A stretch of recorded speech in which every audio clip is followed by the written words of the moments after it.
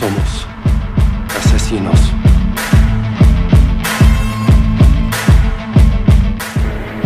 Nuestra misión es el Che.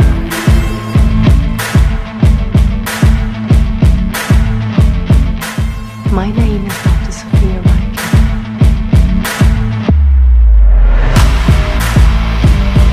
He casado con hijo al niño.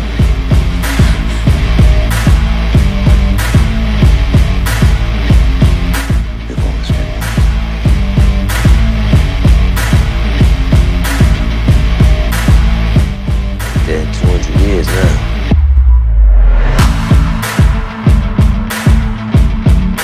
El amor nos hace débiles.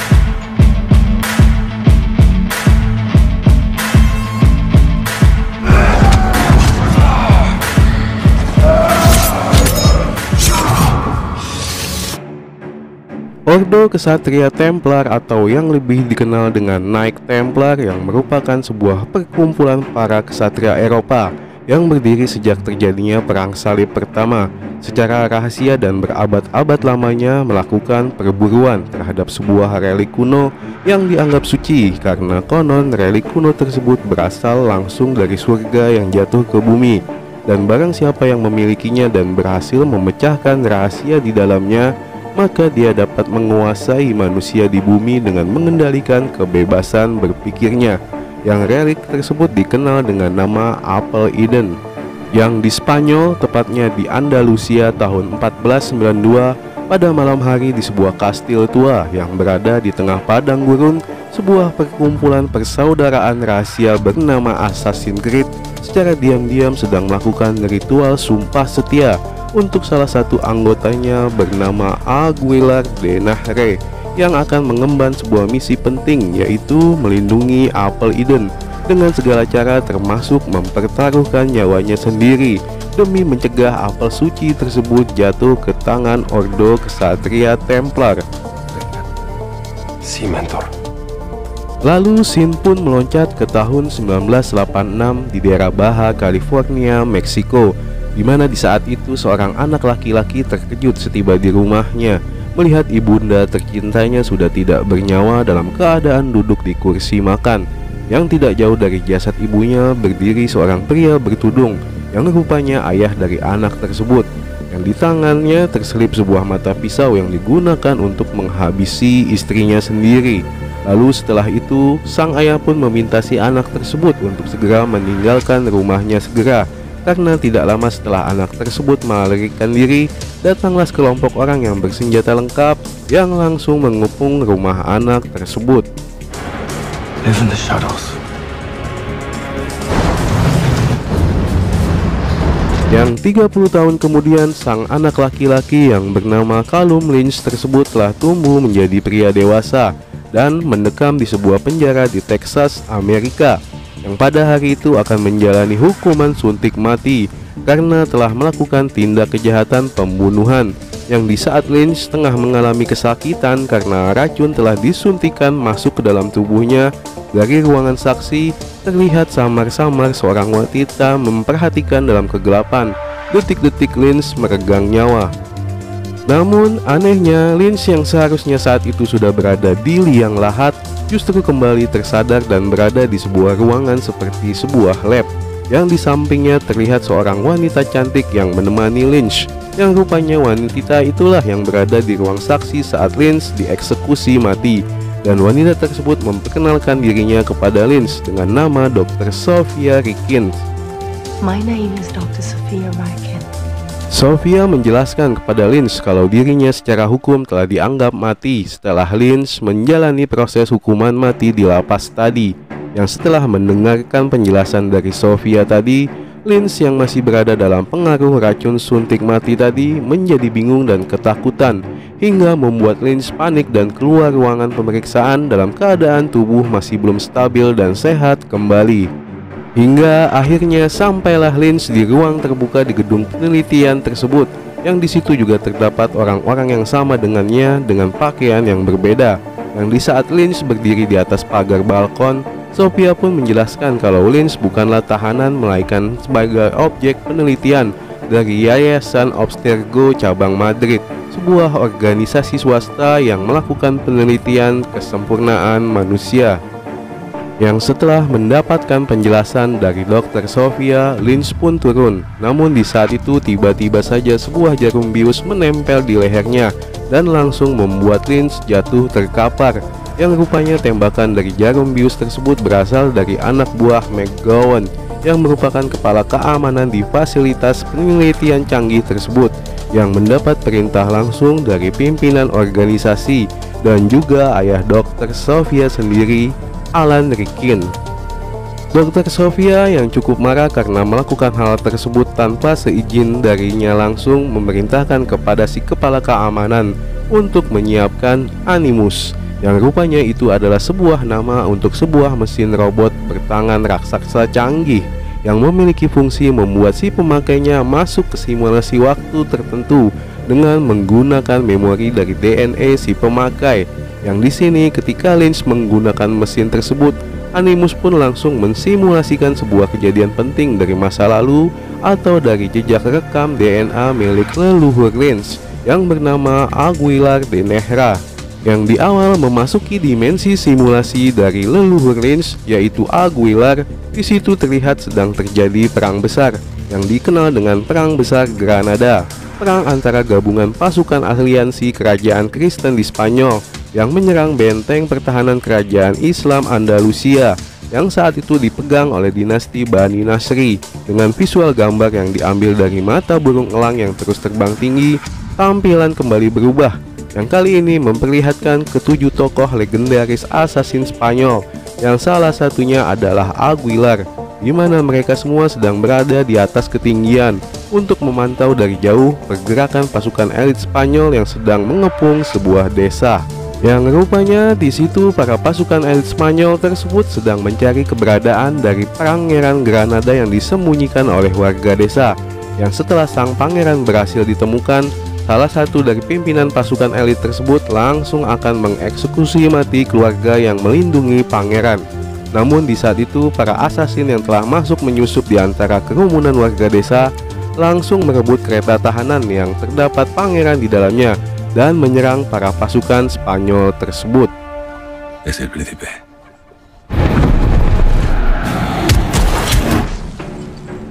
Dios!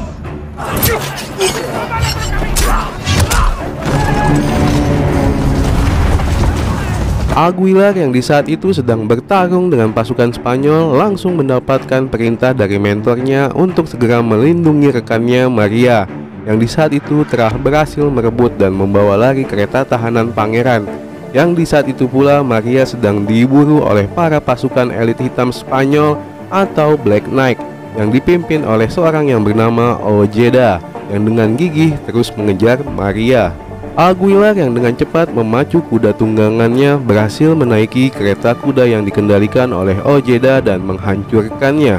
Namun di saat Aguilar berhasil menaiki kereta kuda Maria, keadaan sudah terlambat, karena di jarak yang tinggal beberapa meter lagi sebuah jurang dalam yang telah menanti kedatangan kereta kuda Aguilar, yang di atasnya juga terdapat Pangeran Granada. Karena sudah tidak sempat lagi untuk melompat, dengan berpikir cepat, Aguilar pun segera menembakkan mata pisau kecil yang tersembunyi di sabuk lengannya, berbarengan dengan kereta kuda yang mulai jatuh ke jurang. Yang di saat itu, mata pisau tersebut telah menancap dengan kuat di sebuah batu sehingga berhasil menyelamatkan Aguilar dan pangeran dari terjatuh masuk ke dalam jurang. Namun di saat itu tiba-tiba saja Dr. Sofia memerintahkan untuk menonaktifkan Animus, sehingga Lynch langsung jatuh terjerambab ke lantai dengan tubuh kaku dan mata yang menyalak tanpa berkedip. Dan di saat berada di antara sadar dan tidak tersebut, Dalam ruang Animus, Lynch pun samar-samar melihat kemunculan bayang-bayang leluhurnya Aguilar yang mendekatinya. Dan di ruang lain, setelah mendengarkan kemajuan dari proyek Obstrego-nya yang dikembangkan oleh putrinya tercinta, Alan Rickyn pun memutuskan untuk menghadap ke tetua dari persaudaraan Knight Templar, Alan Kay, yang di saat itu berencana menghentikan proyek yang telah dijalankan Alan selama beberapa tahun.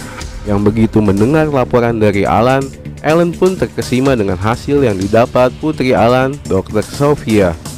Dan kembali ke ruang tahanan Lynch yang terlihat tampak ketakutan dan mengalami halusinasi parah karena terus melihat sosok-sosok asasin yang dia lihat saat berada di mesin Animus tadi, yang kali ini selalu muncul di hadapannya dan tampak terlihat nyata. Lynch yang di saat itu tampak bingung dan marah karena terus mengalami halusinasi, tiba-tiba saja langsung menyerang ke Dr. Sophia yang saat itu masuk ke ruangannya. Namun setelah mendengarkan penjelasan dari Dr. Sophia kalau hal yang dialami Lynch adalah hal yang wajar, yang mana sebagian dari memori genetik dari DNA Lynch yang menjadi efek samping setelah pertama kali menggunakan mesin Animus. Dan maka Lynch semakin penasaran dan mengikuti ajakan Dr. Sophia ke ruang kerjanya. Di ruang kerja Dr. Sophia, Lynch melihat banyak data pribadi dirinya yang terpampang di sebuah dinding kaca. Yang di situ juga Lynch melihat sebuah potongan-potongan dokumen kuno yang oleh Dr. Sophia dijelaskan kalau sketsa kasar tua yang berwujud seorang pria bertudung tersebut adalah Aguilar, leluhur Lynch, yang merupakan anggota dari persaudaraan pembunuh kuno Assassin yang tewas dibakar di tiang gantungan setelah tertangkap oleh pasukan elit hitam atau Black Knight yang dipimpin oleh Ojeda yang muncul di dalam mimpi Lynch saat menggunakan Animus. Lalu di saat itu pula Lynch melihat data diri para pasien lain yang oleh Dr. Sophia dikatakan memiliki latar belakang yang sama dengan Lynch, di mana mereka memiliki garis keturunan dari Assassin, yang dalam bahasa genetik versi Dr. Sophia, Lynch dan yang lainnya memiliki latar belakang kekerasan atau seorang pembunuh. Yang karena mereka berdua memiliki latar belakang yang sama, di mana kedua orang tua mereka telah dibunuh oleh Assassins, maka Lynch pun mulai tertarik membantu Dr. Sophia untuk menghapuskan penyakit dasar manusia yaitu kekerasan, dan juga menemukan Apple Eden, yang menurut keterangan Dr. Sophia, apel tersebut terakhir diketahui berada di tangan leluhur Lynch, Aguilar. Dan karena Lynch lapar, maka Dr. Sophia pun mengantarkan Lynch ke ruang makan para pasien. Yang saat masuk ke sana, Lynch menemui banyak orang-orang yang berpakaian sama dengannya terus menatap tajam ke arah Lynch, yang oleh mereka Lynch dijuluki sebagai sang pelopor. Dan di saat itu juga Lynch mulai mengenal beberapa orang di antara mereka, seperti Musa yang memiliki nama asli Baptiste, yang saat menjadi assassin, Musa adalah seorang ahli racun voodoo yang telah tewas 200 tahun lalu. Lalu Amir dan Nathan yang juga merupakan keturunan assassin, dan tanpa sepengetahuan para mantan assassin tersebut, gerak-gerik mereka terus diawasi di monitor CCTV oleh Alan dan kepala keamanannya McGowan. Dan sejak Lynch menggunakan mesin Animus, Lynch selalu dihantui dengan kemunculan bayang-bayang leluhurnya Aguilar yang selalu menampakkan diri dimanapun Lynch berada. Hingga pada saat di ruangan isolasi tersebut, tanpa sadar Lynch telah dilatih dan mulai dibangkitkan kembali kemampuannya oleh bayang-bayang leluhurnya Aguilar. Yang karena dianggap membahayakan, Lynch pun harus diamankan oleh beberapa penjaga keamanan di fasilitas tersebut. Lalu atas perintah McGowan, Lynch yang terus berteriak-teriak seperti orang gila tersebut segera dibawa ke ruang simulasi Animus untuk kembali melakukan simulasi memirinya di ruangan tersebut, yang kali ini dilakukan dengan sedikit paksaan kepada Lynch yang harus segera masuk ke ruang simulasi Animus. Yang begitu mesin terkoneksi, pandangan Lynch pun telah berada di tengah kota kerajaan Spanyol yang awalnya pada saat itu dipenuhi oleh asap hitam, karena di saat itu di sebuah area terbuka kompleks kerajaan akan dilakukan sebuah eksekusi hukuman mati massal dengan cara dipanggang hidup-hidup di depan halayak ramai rakyat Spanyol terhadap para assassin yang telah tertangkap.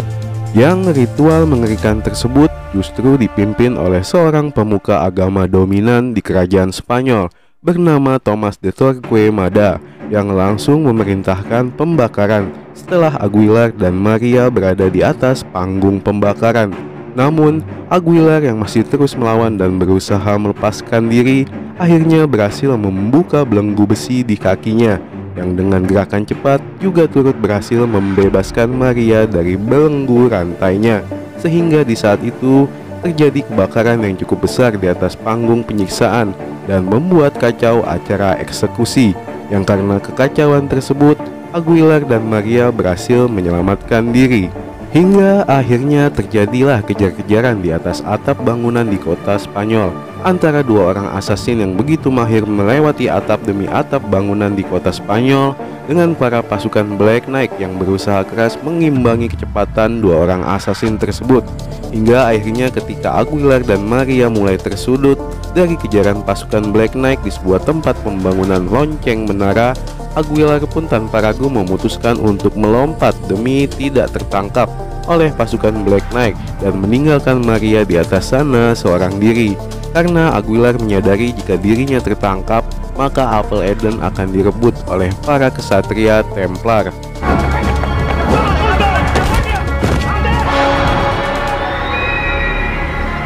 Yang di saat Aguilar melompat tersebut, Dr. Sofia pun langsung memerintahkan mesin Animus untuk dinonaktifkan, sehingga membuat Lynch yang saat itu masih berperan sebagai Aguilar langsung kejang-kejang tidak sadarkan diri tergeletak di lantai. Yang keesokan harinya ketika Lynch tersadar, Lynch harus menerima efek samping dari menggunakan mesin Animus, yaitu mengalami gangguan di saraf tulang belakang yang menyebabkannya mengalami kelumpuhan sementara. Yang begitu Lynch pulih kembali, dia pun menjadi semakin kuat, dan hal tersebut membuat resah dari sang kepala keamanan McGowan beserta pimpinannya Dr. Alan Rikin. Hingga tanpa seizin dari sang kepala proyek Animus, yaitu anaknya sendiri, Dr. Sofia, Alan datang menemui Lynch ke ruangannya dan mengajaknya pergi kembali ke ruangan rehabilitasi lain, yang di dalamnya berbeda dengan yang sebelumnya Lynch pernah datangi, di mana di dalam ruang tersebut Lynch menemukan banyak orang yang berseragam sepertinya, namun dengan kondisi yang berbeda, di mana mereka semua hampir dalam usia paruh baya dan memiliki kekurangan yang sama, yaitu mengalami kebutaan.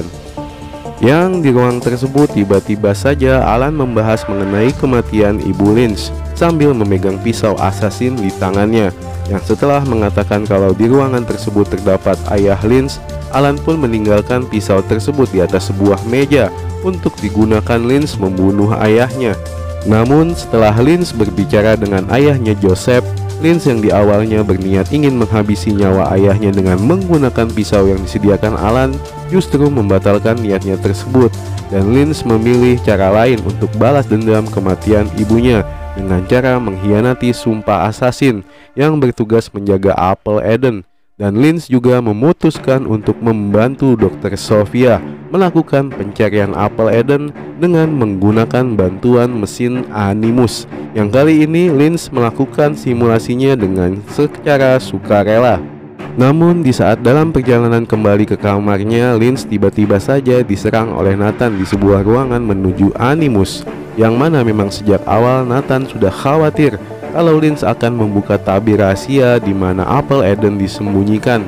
Namun karena memiliki perbedaan kekuatan yang cukup jauh, Lynch dengan mudah mengalahkan Nathan dan segera ditangkap oleh para petugas keamanan McGowan, yang lantas segera mengantar Lynch ke ruang Animus untuk melakukan simulasi.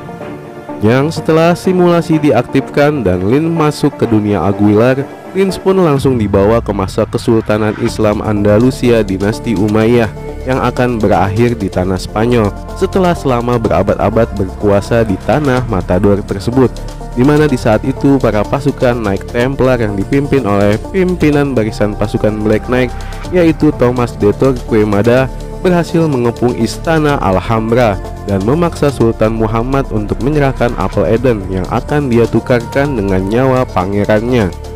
Begitu para kesatria Templar berada di ruangan penyimpanan Apple Eden, Thomas de Torquemada yang telah memegang Apple Eden pun langsung bergembira dan menunjukkannya kepada para pasukan Black Knight yang bersujud di hadapan Apple Eden. Namun ketika itu tiba-tiba saja Aguilar langsung melemparkan dua bom asap dari atas atap dengan cepat dan menyerang para pengawal Thomas de Torquemada tersebut. Yang naasnya di saat pertarungan terakhir, Aguilar yang berhasil merebut apel Eden dan menyandra Thomas de Torquemada justru harus berhadapan dengan Ojeda yang juga telah menyandra rekannya Maria dan langsung membunuhnya.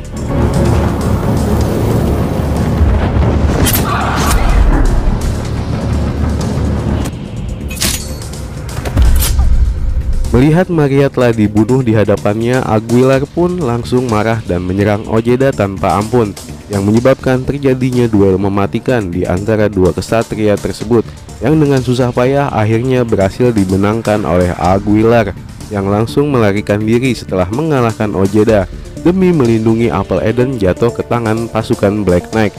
Namun karena pelariannya mengalami jalan buntu ketika berada di jembatan masuk istana, Aguilar pun dengan penuh keyakinan memilih meloncat ke dalam jurang di bawah jembatan demi melindungi apel Eden.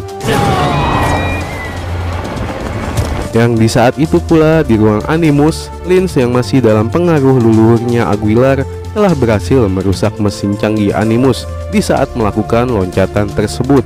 Namun anehnya, simulasi dari mesin tersebut terus berjalan dan menunjukkan tampilan pencitraan yang berbeda, di mana di saat itu Aguilar berada di atas sebuah kapal laut dan berbicara dengan sang kapten kapal tersebut, dan Aguilar menyerahkan apel Eden tersebut untuk dijaga oleh sang kapten hingga mati. Yang setelah berhasil menerjemahkan dialog dari sang kapten yang menggunakan bahasa Latin tersebut, Dr. Sofia pun langsung mengetahui kalau orang yang diajak berbicara oleh Aguilar tersebut adalah seorang penjelajah terkenal Eropa, yaitu Columbus. Yang setelah itu Dr. Sofia pun langsung mengetahui kalau apel Eden yang dicarinya berada di makam Columbus yang terletak di Katedral Sheffield. Lalu setelah itu dari balik kegelapan ruang Animus muncul satu persatu para legenda persaudaraan Assassin's Creed nyata di hadapan Lins, yang hal tersebut tentu saja membuat bingung Dr. Sofia dan yang lainnya, karena hal tersebut berada di luar otak Lins dan tidak bisa dikendalikan oleh tim Dr. Sofia. Yang berbarengan dengan itu, di ruang para assassin yang masih ditahan, Musa dan yang lainnya secara serentak tiba-tiba saja mulai melakukan penyerangan terhadap para penjaga keamanan Abstergo, sehingga di saat dalam keadaan tidak terkendali tersebut, Alan Rickman pun memerintahkan kepala keamanannya McGowan untuk segera menonaktifkan fasilitas Abstergo dan mengamankan aset berharganya. Lalu di saat para tahanan assassin telah berhasil masuk dan menerobos sistem pertahanan gedung, di mana di saat itu Amir yang merupakan tahanan assassin berhasil menghack sistem dari ruangan Animus, maka rekannya Musa dan yang lainnya pun mulai masuk menerobos ke dalam ruang Animus. Yang di situ mereka pun melihat Lins yang oleh Musa dipanggil dengan sebutan Sang Pelopor sedang dikelilingi oleh para sosok legenda persaudaraan assassin, yang salah satunya adalah ibu dari Lins sendiri yang sedang membimbing Lins membacakan sumpah assassin. You're not alone, Cal. We work in the darkness to serve the light. We are assassins. Yang setelah semua bayangan assassin pergi, para tahanan assassin tersebut yang dipimpin oleh Lins langsung melakukan perlawanan terhadap para penjaga keamanan yang telah mengepung dan akan menangkap mereka. Di situ salah satu assassin muda bernama Nathan harus tewas karena serangan dari para penjaga, sedang Lins yang di saat itu berusaha membajak mesin Animus untuk menghentikan kepergian dari helikopter yang ditumpangi oleh Alan dan putrinya Sofia, terlambat naik ke atas helipad dan harus membiarkan helikopter tersebut pergi. Yang setelah itu di makam Columbus di Katedral Sheffield, para petinggi Knight Templar yang dalam penjagaan ketat berhasil mendapatkan apa yang diidam-idamkan oleh para pendahulu mereka di dalam gereja tersebut, dengan diwakili oleh Alan Rickman yang langsung menerima apel Eden tersebut yang tersimpan di dalam sebuah kotak tua. Yang setelah mendapatkan apel Eden di London di dalam gedung balai pertemuan pusat kesatria Templar, di mana di situ Alan Rickman akan mendapatkan penghargaan agung karena penemuan besarnya di abad ini. Diam-diam di saat itu pula Lins dan para rekan barunya Assassins menyusup masuk ke dalam gedung dengan menyamar sebagai anggota dari kesatria Templar dengan tujuan untuk merebut kembali apel Eden dari tangan para kesatria Templar.